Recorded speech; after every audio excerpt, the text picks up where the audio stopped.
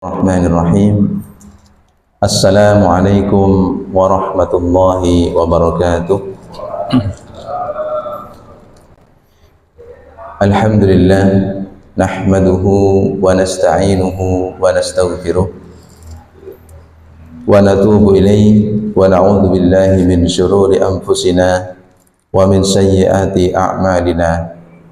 May yahdihillahu fala mudilla lahu wa may yudlil fala hadiya lahu. Asyhadu an la ilaha illallah wahdahu la syarika lah wa asyhadu anna Muhammadan abduhu wa rasuluh la nabiyya wa la rasula ba'dah. Amma ba'du, fa ya ayyuhal hadirun jamaah salat subuh Masjid At-Taqwa rahimani rahimakumullah taala.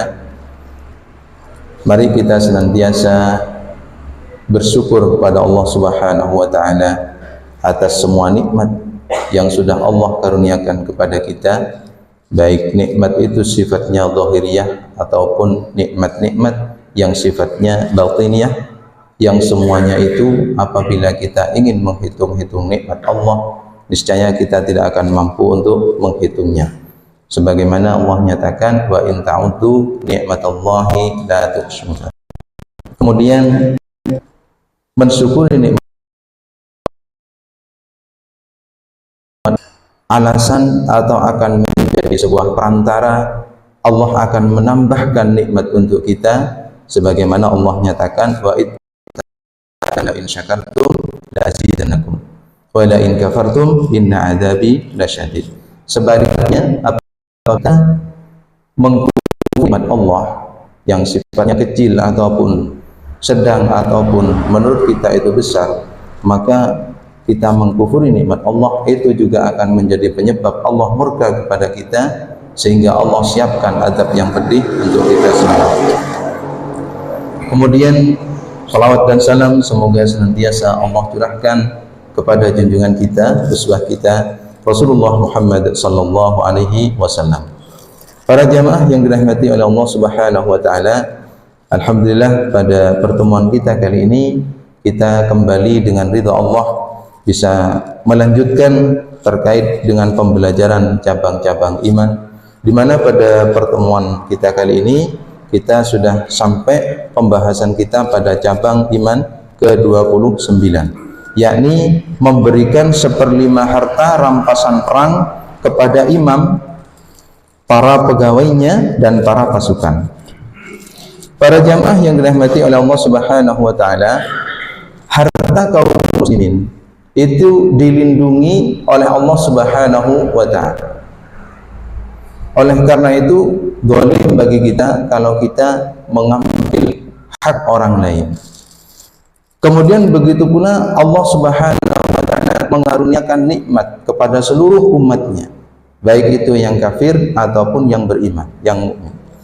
Tetapi Allah itu hanya kepada orang-orang mukmin, sedangkan mendapatkan rahmat dari Allah Subhanahu wa taala. Kemudian Allah mengharamkan kepada setiap antar manusia untuk mengganggu hak orang lain. Tetapi dalam kondisi-kondisi tertentu Allah menghalalkan, membolehkan. Satu contoh, mengambil rampasan perang. Harta-harta musuh itu diambil kemudian dibagi-bagikan. Nah, ini harus kita imani bahwasanya perbuatan ini memang dihalalkan, diperbolehkan oleh Allah Subhanahu wa taala. Apa dalilnya? Yakni dalam surah Al-Anfal ayat ke-41. A'udzu billahi minasyaitonir rajim. Wa'lamu annama ghanimtum min syai'in fa anna lillahi khumsahu wa lirrasuli wa lidhil qurba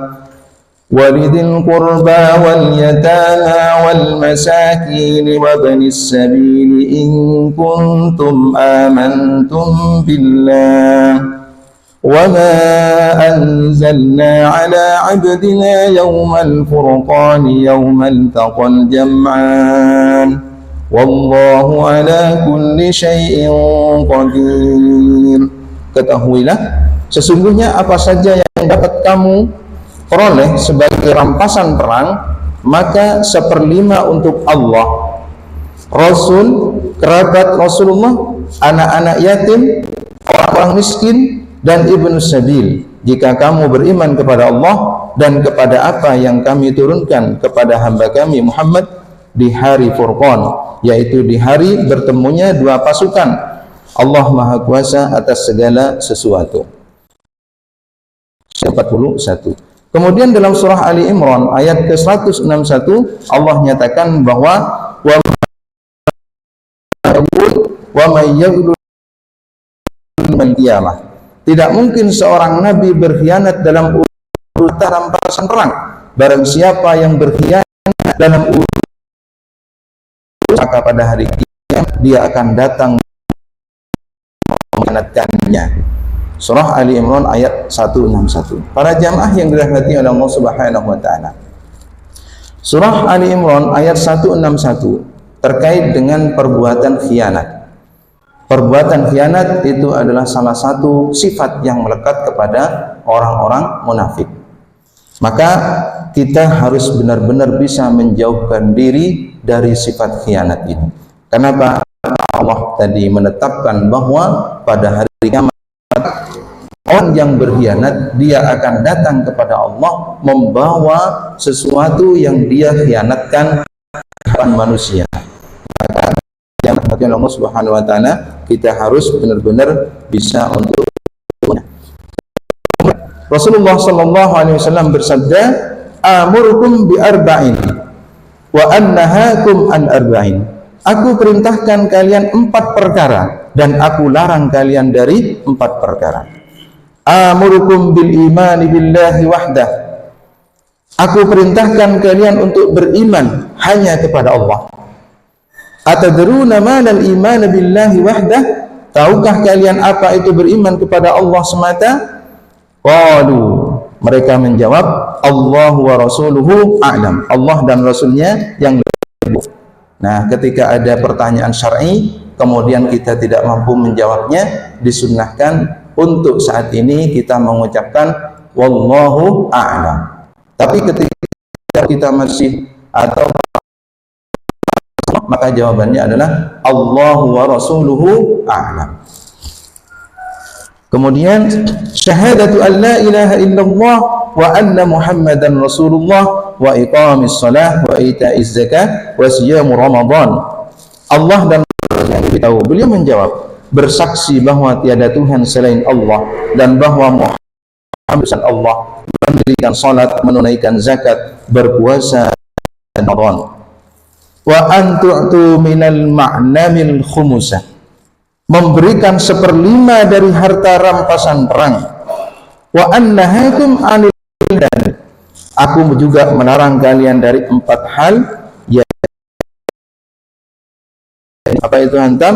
Yakni kantong berminyak yang biasa dipakai sebagai tempat arak, biasanya di Madinah pada zaman itu. Jadi Allah melarang ya kantong berminyak yang biasanya dipakai sebagai tempat untuk menyimpan minuman keras, arak. Wadduba dan dubba. Kemudian wan nakiri mazuffat, nakir dan muzaffat. Qala ihfaduhunna wa akhbiru bihinna man wara'akum. Hafalkan ini semua lalu sampaikan kepada orang-orang di belakang kalian. Ini amanah dari Rasulullah SAW. Kita menghafalkan tadi dari 4 hal tadi, kita menghafalkannya, memahaminya, kemudian tugas kita adalah menyampaikan atau mendakwahkan. Jangan sampai ilmu itu, apapun itu, kalau terkait dengan kebaikan hanya berhenti pada diri kita. Kita wajib berilmu, kemudian mengamalkan, kemudian mendakwahkan. Insyaallah demikian pada pertemuan kita kali ini. Mudah-mudahan Allah senantiasa meridhai kita, meridhai semua amal soleh kita, ibadah-ibadah kita yang wajib maupun sunnah, dan semuanya Allah meridhai kita, baik di dunia lebih-lebih kelak di akhirat. Amin ya rabbal alamin. Barakallahu fikum jami'an. Kita tutup majlisnya dengan doa kafaratul majlis. Subhanakallahumma wa bihamdika asyhadu an la ilaha illa anta astaghfiruka wa atubu ilaik. Akhiru da'wana alhamdulillahi rabbil alamin. Assalamualaikum warahmatullahi wabarakatuh.